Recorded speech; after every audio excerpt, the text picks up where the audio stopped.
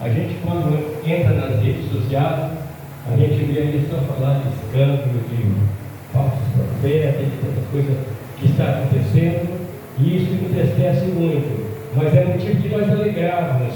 Sabe por quê? Porque tudo é mistério que isso acontece. E depois que tudo isso acontece, é o momento que nós estamos aguardando o arrebatamento da igreja. Passará os céus e a terra, mas as minhas palavras não hão de passar, disse Jesus. Então, se as palavras de Jesus não vai passar, ela tem que cumprir. Ela diz que por multiplicar o amor, por multiplicar a iniquidade, o amor de muitos esfriará. O pecado tem se aumentado sobre a terra, a iniquidade tem se multiplicado, o amor de muito tem esfriado. Mas eu louvo a Deus que a Bíblia diz que mas para aquele que teme o meu nome, nascerá o sol da justiça. Muito bem, estava presbítero Newton nos convidou para trazer a palavra. Eu estava pedindo a Deus uma palavra, e a palavra veio aqui a respeito deste jovem, deste filho pródigo. Eu estava meditando a respeito de dois filhos. Presbítero Newton, essa mensagem bíblica fala muito nos dias atuais que nós estamos vivendo. A Bíblia diz que nessa época estava passando e existia um homem que tinha dois filhos, o filho mais novo e o filho mais velho.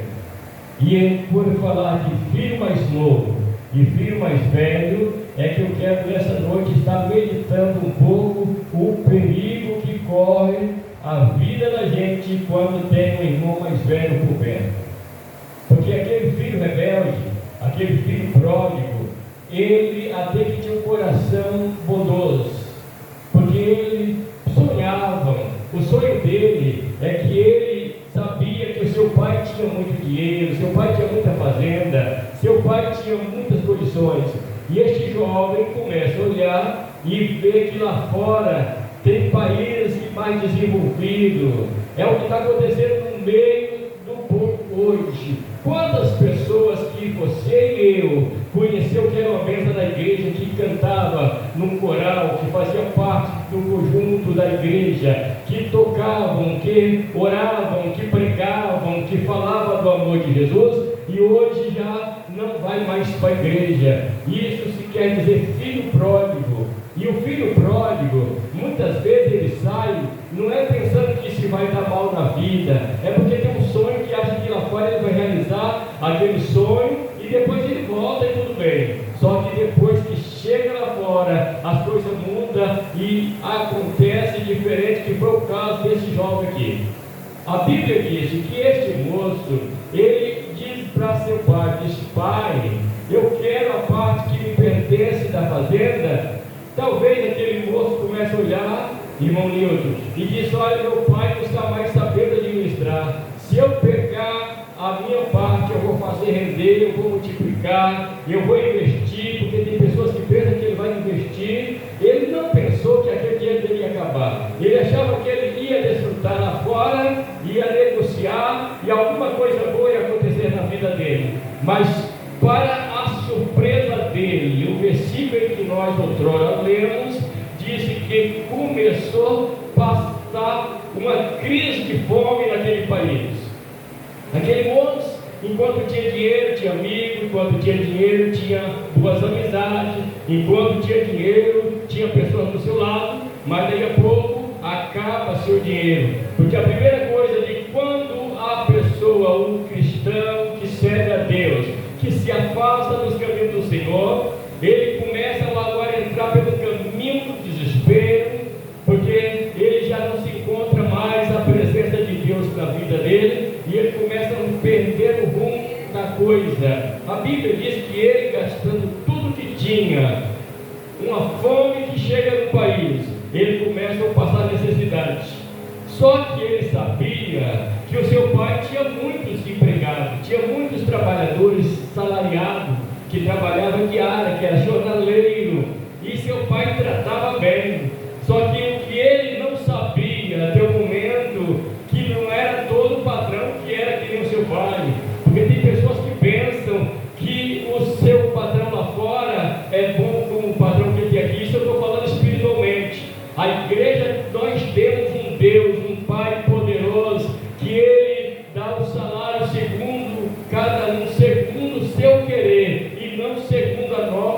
querer, porque Ele sabe como tratar, Ele sabe como agir nas nossas vidas.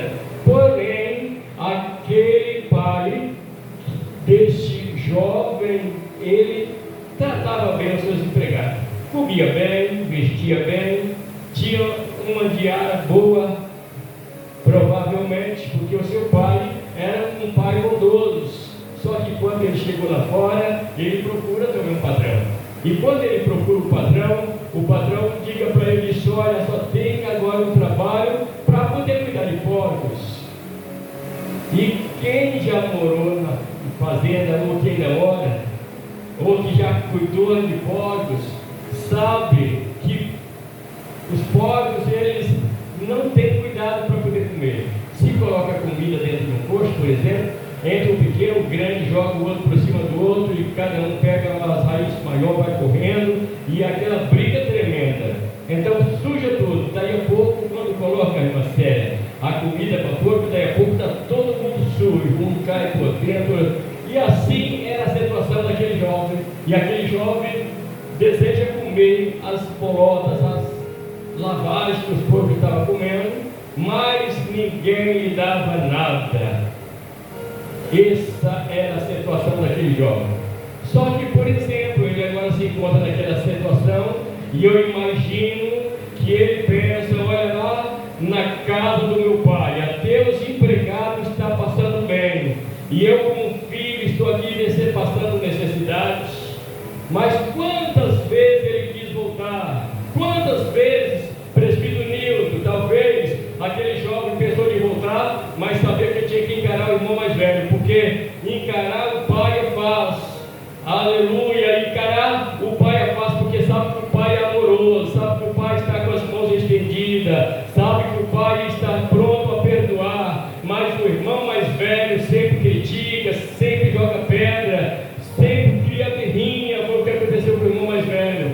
Mas chega um momento que aquele moço disse: olha, eu vou voltar para a casa do meu pai, e quando eu chegar na casa do meu pai, eu vou contar toda essa história para ele. Parece que eu vejo aquele moço ensaiando o que vai dizer para seu pai: eu vou dizer para meu pai que eu pequei contra o céu, pequei contra a terra, não sou mais digno de ser chamado filho, mas para que ele me tenha como um dos seus jornaleiros. Porque se ele me tratar como seus empregados, está tratando muito bem. Na situação que eu estou vivendo, ser empregado é muito bem. Talvez nessa noite, você que está ouvindo a voz por intermédio deste microfone, talvez você que já pensou de voltar, ou talvez você que já voltou, que já abandonou a casa do pai, pensando que ia dar um pulinho lá fora, que ia voltar, mas o diabo não deixou, lhe prendeu comendo bolotas de porcos. Você que muitas vezes saiu lá fora e daí a pouco não teve mais força para voltar, porque sabe que tem que encarar a realidade da crítica de alguém. Mas nessa noite Deus está dizendo o seguinte: o pai está com as mãos estendidas, o pai está pronto a perdoar, o pai ainda quer abraçar de novo, ele quer colocar sapatos novos no pé, ele quer dar vestes novas, ele quer colocar anel no dedo, ele quer fazer festa, porque o nosso Deus é Deus que faz festa quando o filho volta. Glorificado é o nome do Senhor. Eu costumo dizer que a situação pior não era do jovem pródigo, do filho pródigo, era do filho mais velho. O filho mais velho parecia ser aquele menino bom, parecia ser aquele camarada bonzinho, que estava sempre ao trabalho do pai, ele estava sempre ao campo, estava sempre trabalhando, porém o seu coração era mau, porque tem gente que é bonzinho, Nilton, mas o seu coração é mau, ele não sabe perdoar. Quando alguém que está lá fora, alguém que desviou, alguém que distanciou dos caminhos do Senhor, volta, ele já começa a dizer: será que ele vai continuar? Será que ele vai permanecer? Será que o que vai acontecer com ele? Irmãos, Deus não nos chamou para ser juiz de ninguém. Deus nos chamou foi para poder pregar o Evangelho. Quem faz a obra é Deus. Quem convence o mundo do pecado, da justiça e do juízo é o Espírito Santo. Mas o filho mais velho não queria mais ver o seu irmão de volta, porque o seu filho pecou. Não tem alguém por aí que é desse jeito? Pecou, morreu, não tem mais arrependimento, não tem mais jeito. Esses são os irmãos mais velhos, perigosos da vida. E do outro lado, é o inimigo que prende nas suas astúcias, que a pessoa pensa que vai voltar Eu me lembro que mais ou menos lá pelo ano de 1977, por aí, uma prima minha que foi criada no Evangelho, uma mulher, um jovem, abençoada por Deus, casou com um rapaz que foi ser crente só para poder casar. Parecia que já pouco dia de crente até pregava o Evangelho. Só que depois que casou, naquele tempo a igreja tinha aqueles regimes difíceis, a Assembleia de Deus. Naquela época, crente não podia nem olhar alguém jogando bola de longe. Imagina jogar bola. Hoje não, hoje tem grupos aí de jogar bola. Não estou criticando não, mas é normal, hoje é normal. Tudo é normal. Mas não sei se para Deus tudo é normal não, mas deixa que o Espírito Santo trabalha. Só que esse rapaz, ele gostava muito de jogar bola, inclusive jogava muito bem, e depois que ele casou, ele começou a subir em cima de uma cerca da fazenda, onde tinha um campo de futebol, e começou a assistir o povo jogando bola de longe. Daí a pouco, ele começou a se aproximar, e daí a pouco estava jogando, e quando desviou totalmente da igreja, e foi quando nasceu a sua filha mais velha. E ela, um certo dia nós estávamos jogando, eu também fazia parte desse mesmo time, e eu ainda não era cristão, e nós, depois do jogo, nós íamos para uma festa, e tinha um jogador, na casa de um jogador da fazenda, e quando eu vejo que nós estamos preparando para ir à noite, olha minha prima lá com a criancinha que ainda estava meio de dieta ainda. E eu perguntei para ela, ainda tu vai? Ela disse, eu vou ver o que foi Demar. Demar é o marido dela que chama Valdemar, mas ela chama ele Demar. O que ele anda apontando por aí? Eu vou lá e passo 30 dias afastada, disciplinada da igreja, porque tinha aquela prova de 30 dias dependendo do pecado. Dependendo do pecado era 1 ano, dependendo do pecado era 3 anos, dependendo da expulsão. Naquele tempo era desse jeito. E ela disse, eu vou passar 30 dias e depois eu volto. E ela passou 30 dias, passou 1 ano, passou 3 anos, passou 10 anos, passou 15 anos e veio morrer sem conseguir voltar. Porque tem pessoas que pensam que é fácil para voltar, irmão. Eu louvo a Deus porque faz 44 anos que o Senhor Jesus me trouxe para a sua casa e até aqui Deus tem me sustentado. Não é porque eu sou bonzinho não, é porque Deus é misericordioso, irmão. Faz a gente estar propício a cair. Por isso que a gente não pode criticar, né? A gente tem que orar e pedir que Deus venha ter misericórdia desse povo. Porque se a gente não ter cuidado, e se não for Deus na nossa vida, se não for Deus segurando nas nossas mãos, nós não temos condições de vencer. Este jovem aqui, ele criou força, graças a Deus que ele criou força, e ele voltou realmente. E quando ele voltou diferente, mas para o Pai não existe essa diferença. Louvado seja Deus. Eu acredito que todo mundo, todos os vizinhos que vêem aquele moço agora, que tinha saído, eu não sei quanto tempo ele passou fora. Uma coisa eu sei, que a Bíblia diz que ele voltou maltrapilho. Tem até um hino que diz que o filho não regressa para casa onde o pai o esperava, né? Ansioso por saudade do seu filho, seus olhos do caminho tirava. O pai daquele moço estava sempre olhando. Eu sei que uma hora meu filho volta. Essa é a esperança que Deus tem também com a gente. Ele está dizendo, eu sei que meu filho vai melhorar. Eu sei que meu filho vai buscar a minha presença. Eu sei que meu filho vem. E aí o irmão mais velho está dizendo, se ele voltar eu vou matar. Se ele voltar eu vou expulsar. O irmão mais velho está dizendo, eu não quero ele aqui. Mas o pai está dizendo, ele vai voltar e eu vou abraçar novamente. Se algum irmão mais velho tem tentado te impedir de servir a Deus, diga, o meu negócio não é contigo não, rapaz, o meu negócio é com o meu pai. Eu vou contar tudo para meu pai, porque o meu pai é quem vai resolver tudo.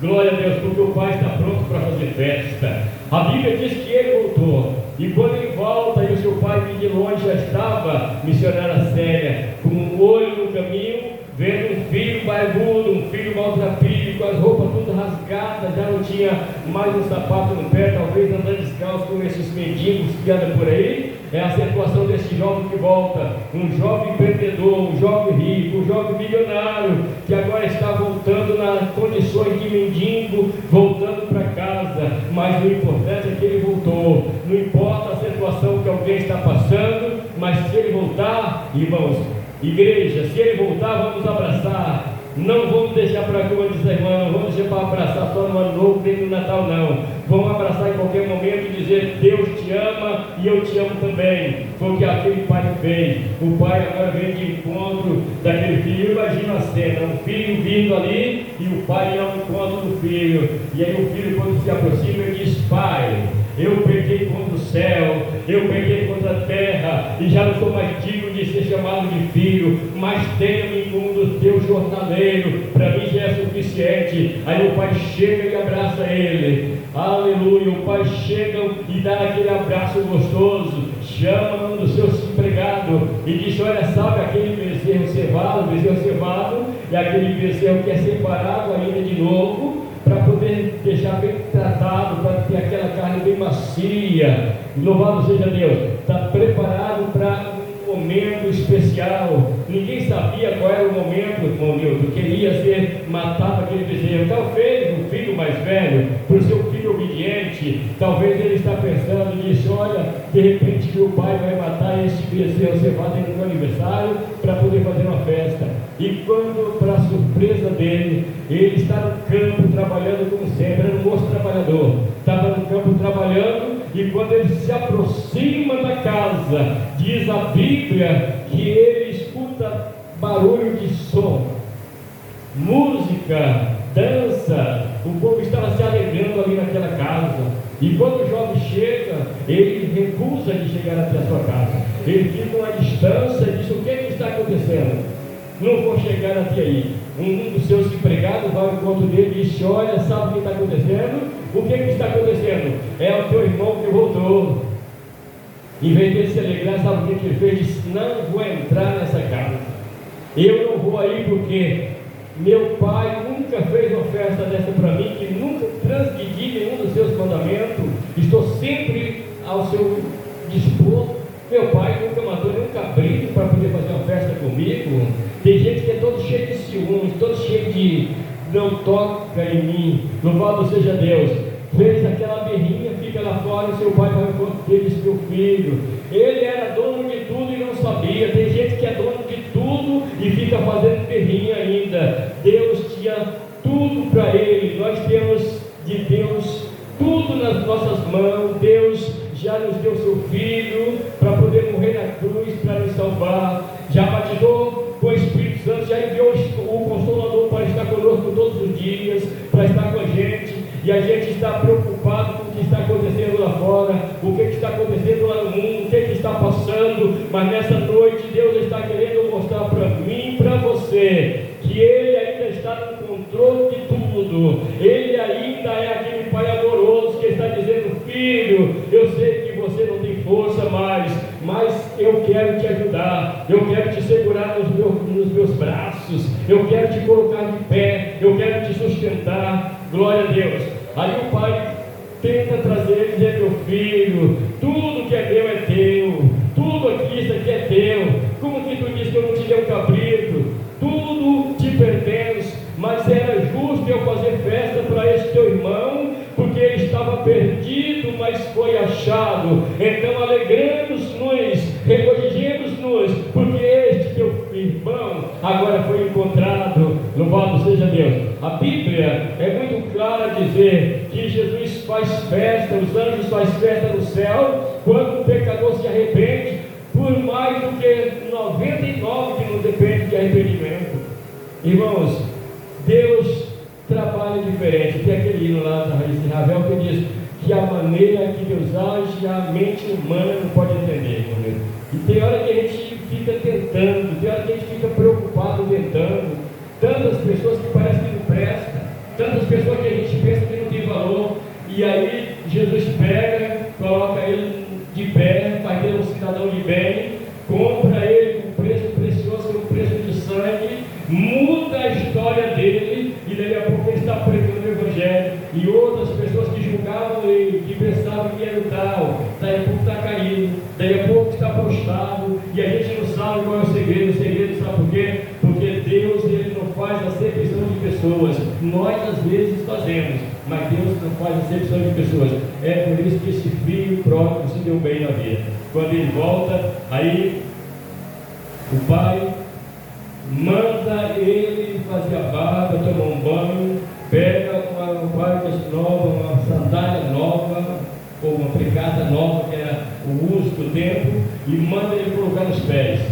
Faz a barba, toma um banho, coloca um pé de um perfume, porque o pai tinha tudo, coloca um anel no seu dedo, que não era talvez que deu meu, era um anel muito importante, coloca no dedo dele, começa a fazer festa. E essa festa, irmãos, vai ser muito grande num dia que Jesus voltar para arrebatar a sua igreja.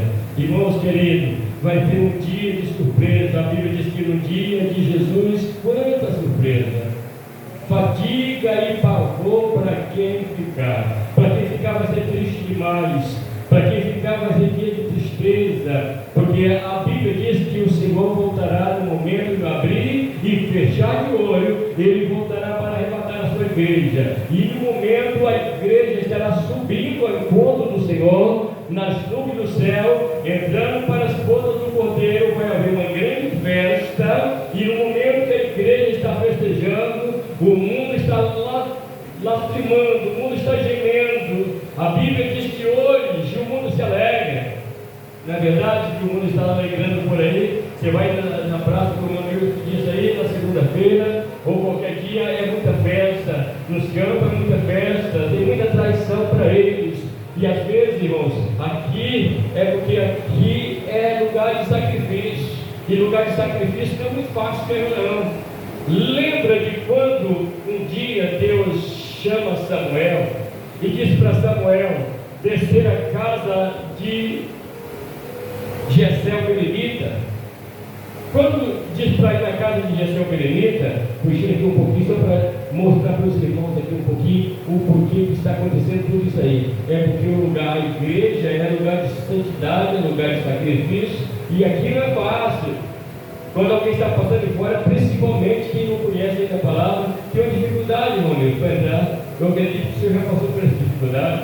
Eu acredito que vocês que não nasceram no Evangelho, eu que não nasci no Evangelho, pela misericórdia de Deus, ainda fiquei jovem, muito novo, mas tínhamos essa dificuldade de chegar ali e entrar, porque esse lugar parece que é um lugar diferente, é um mundo diferente, é um mundo diferente do que eles estão vivendo. Então eles têm essa dificuldade. Jessé estavam lá na sua casa, sem esperar o que estava para poder acontecer. Saul, o rei de Israel, ele estava pecando, fez coisa desagradável a Deus. Deus já tinha reprovado Saul, já não tinha mais compromisso com Saul, e aí precisavam de alguém para poder mudar essa história. Deus chama o profeta Samuel e diz para Samuel: Samuel, enche o teu vaso, enche o teu chifre, que era um vaso de guardar azeite, e desce à casa de Jessé o Belemita, porque lá tem um rei para ser ungido. Será que esse rei é Eliabe? Não sei. Será que é Samar? Não sei. Eu só sei que lá tem um rei para ser ungido, e essa missão estava com Samuel. E Samuel pega o vaso de azeite, desce à casa de Jessé, mas antes questiona-se com Deus, porque ele sabia o perigo que estava correndo, porque Saul ainda era o rei, ele não podia fazer isso aí. De repente vai marcar um churrasco lá na casa de alguém, e quem sabe o rei pode ir lá, porque para ir no churrasco é muito fácil, para ir no banquete é muito fácil. O rei, para poder ir em uma casa onde tem festa, é muito fácil. Agora, onde tem oração, só vai quem tem compromisso com Deus. Aonde tem sacrifício, precisa de ter compromisso com Deus, precisa de ter compromisso com a palavra. Então Deus disse para Samuel: Samuel, sabe o que tu faz? Fala que vai ter um sacrifício, vai sacrificar lá na casa de Jessé, porque não vai correr nenhum perigo de Saul estar lá, não. Porque Saul vai nesse lugar, Saul só vai aonde tem festa. Agora, aonde tem sacrifício, eu estou lá. A presença de Deus está lá, a presença do Espírito Santo está lá, a graça de Deus está lá, o poder de Deus está lá, e o poder de Deus está aqui nessa noite. Louvado seja Deus. E a Bíblia diz que o profeta Samuel desce, e chega na casa de Jessé. E Jessé começa a passar, presbítero, dos filhos. É claro que ele começa a passar os filhos da sua preferência. Passa os filhos mais velhos, moços bonitos, moços que não eram que nem eu, rapazes grandes, pessoas que destacavam diante da sociedade. Aí eu imagino que há um momento que Samuel até teve vontade, irmão, de derramar um azeite ali. Rapaz, esse cara é bonito demais. Olha a estatura dele, olha o tamanho dele. Esse camarada serve para ser rei. Aí o Espírito Santo chega e diz: não, isso aí não. Porque o Senhor teu Deus não vê como vê o homem. O homem vê o que está na aparência, mas Deus vê o que está no coração.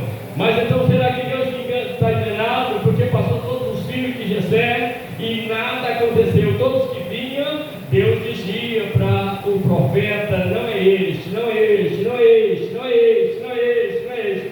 Daí a pouco o profeta chega para o pai, o chefe da casa, o Jessé, e diz para ele: acabou todos os mancebos? Irmãos, eu acho bonito demais essa interrogação. Acabaram todos os mancebos?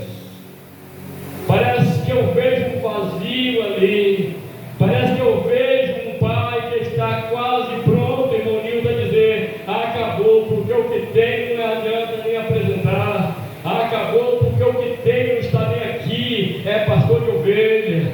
Parece que eu vejo o pai dizendo: não tem mais solução. Se passou todos esses, não foi ainda o que Deus escolheu. Imagina se vai escolher o Davizinho. Imagina se vai escolher aquele menino ruivo. Imagina que vai escolher aquele menino pequeno. Imagina que vai escolher aquele menino desprezado. Aí o profeta diz para ele: pois não vamos comer, não vamos sacrificar enquanto não trazer o menino. Eita coisa bonita que eu acho quando aquele menino vai chegando. Irmão Nilton, talvez de pequenininho que nem nós, aleluia, vai chegando aquele menino ruivo, e vai chegando e vai entrando todo sujo, cheio de carrapicho, sem aparência nenhuma. Era até um menino bonito, mas do jeito que estava, parece que ninguém dava nada, porque estava sujo, estava cheio de lã de ovelha, está cheio de carrapicho lá dentro do mato, e vai chegando, e aí o profeta já pode trazer o menino. E o Espírito Santo de Deus disse para Samuel, diz: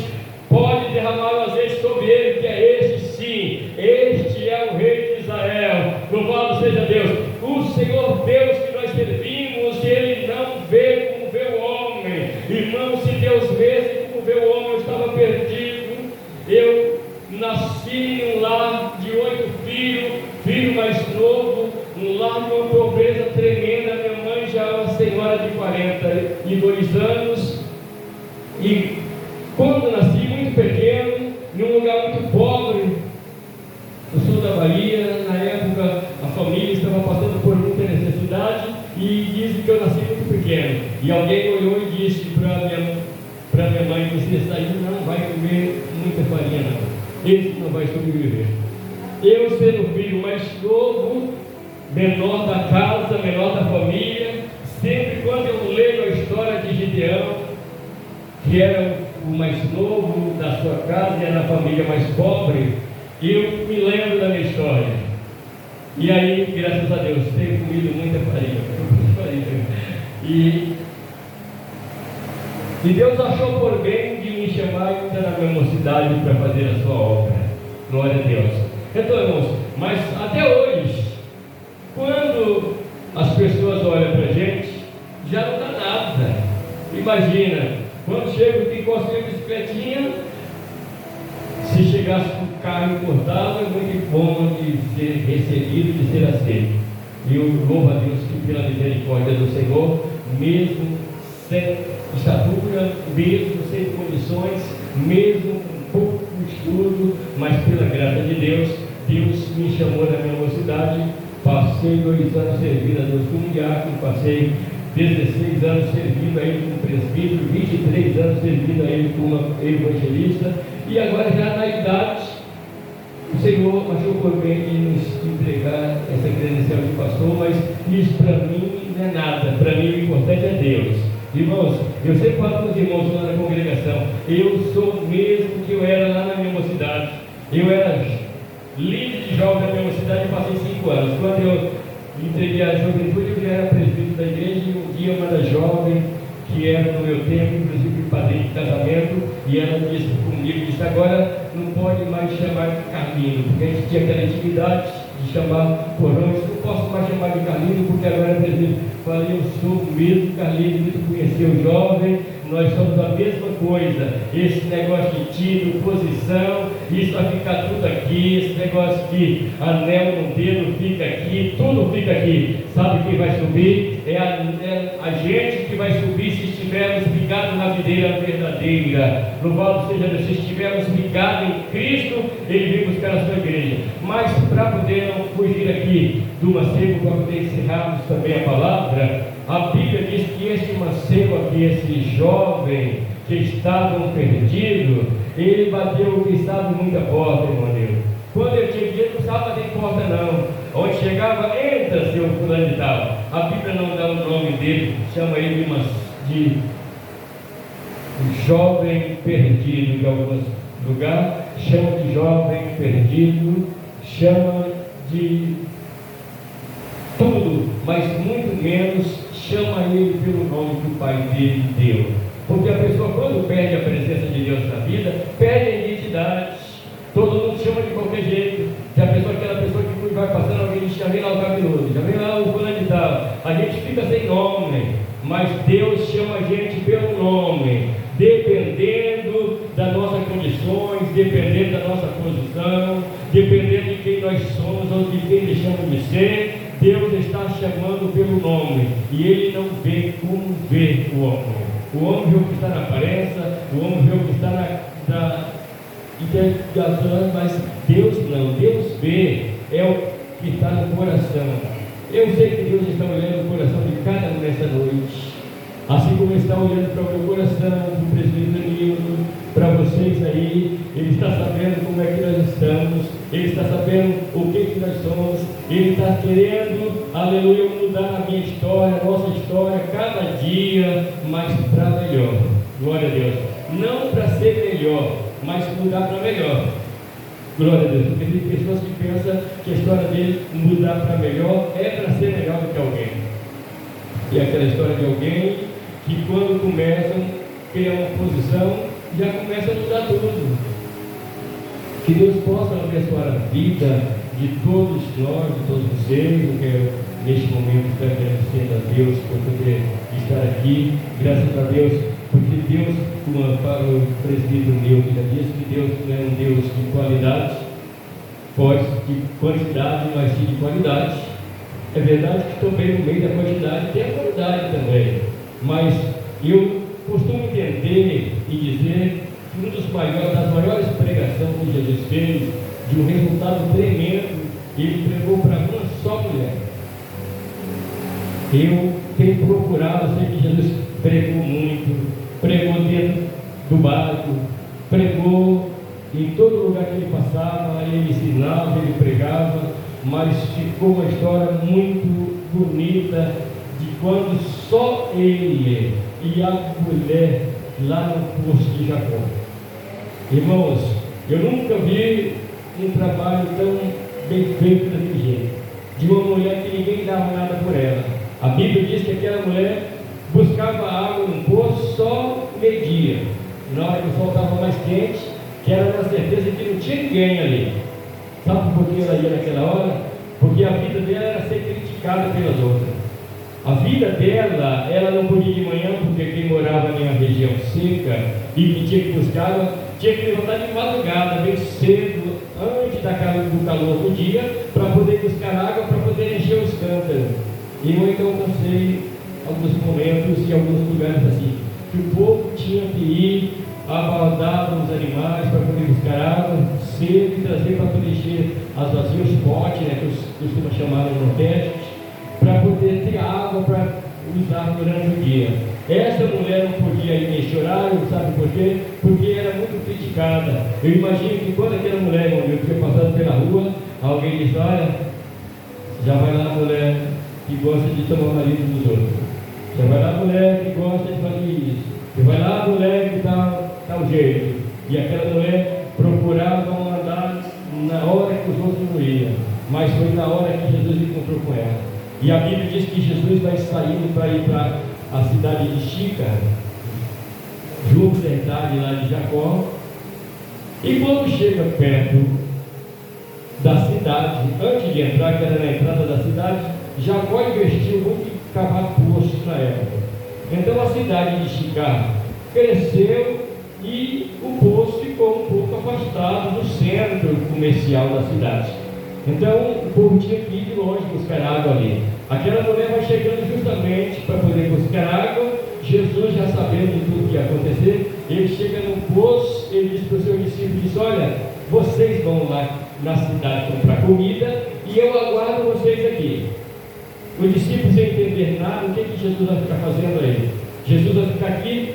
Jesus diz a Bíblia que Jesus chega e senta perto do poço e fica aguardando. Os discípulos entram na cidade para poder fazer compra, e é justamente meio-dia, na hora que a mulher vai tirar água. E quando ela chega para poder tirar água, que olha, vê ali um senhor que tinha todo jeito de ser um judeu.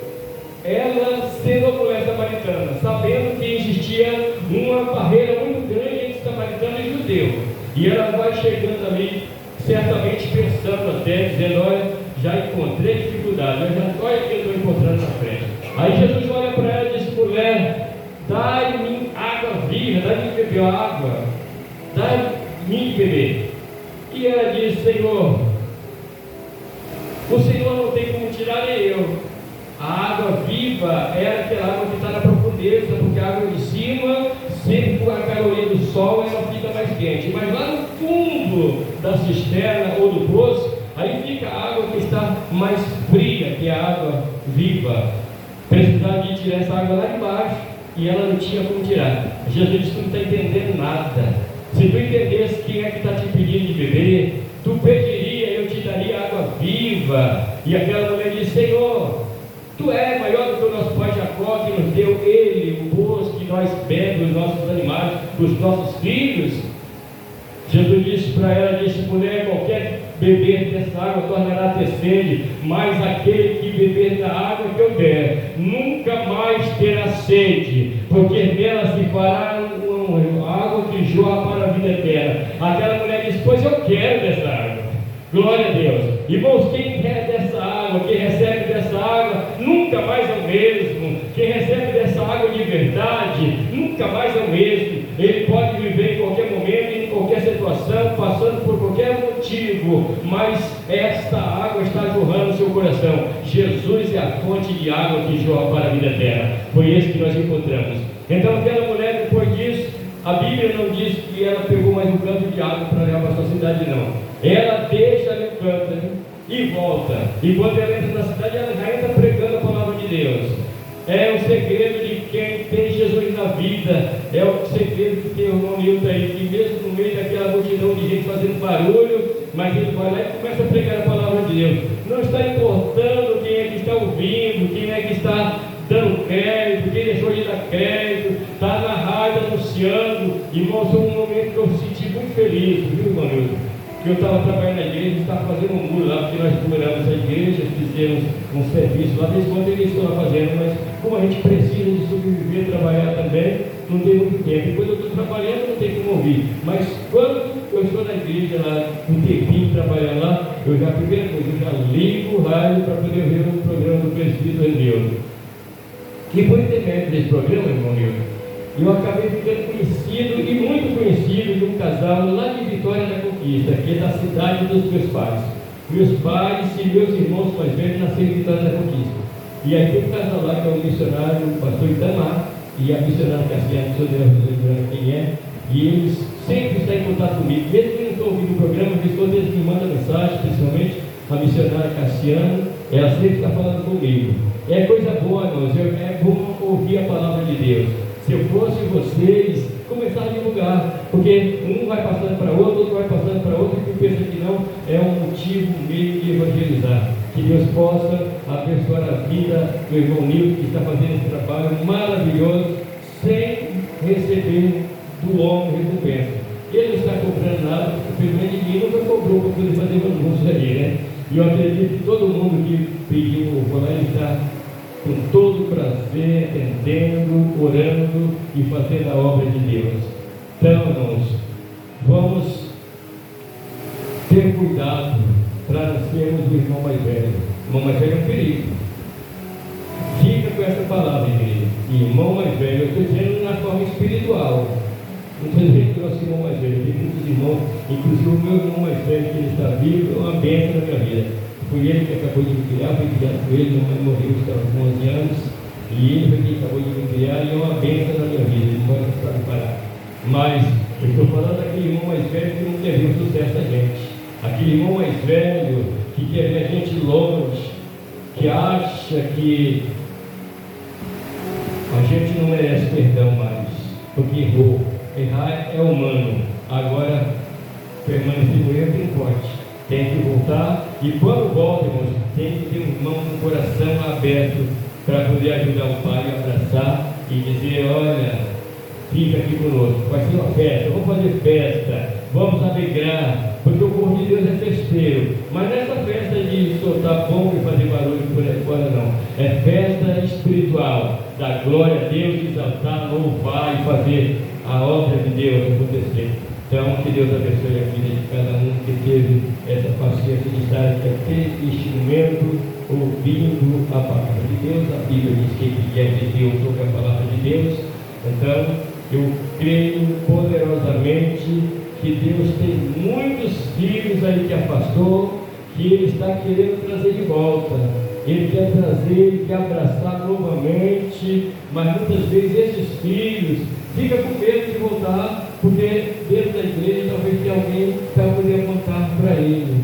Essa é a minha preocupação que eu tive nessa noite de transmitir agora, fazer esse resumo final, para nós termos cuidado com isso, irmãos. Eu sei que aqui não tem pessoas que querem ver a derrota de alguém, não, mas a palavra de Deus é viva e eficaz, é mais penetrante do que espada de dois gumes.